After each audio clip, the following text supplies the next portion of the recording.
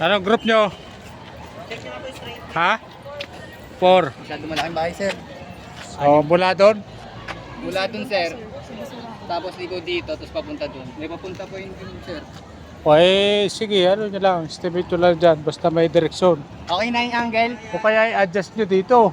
In-adjust na po namin, sir. Tapos meron pa kasi dun eh. Parang maganon pa po. Hindi siya rectangle. Ano po siya? Parang ganito po siya, sir. Ganito po siya, sir. Ah, para nakaletter Parang L. L, sir.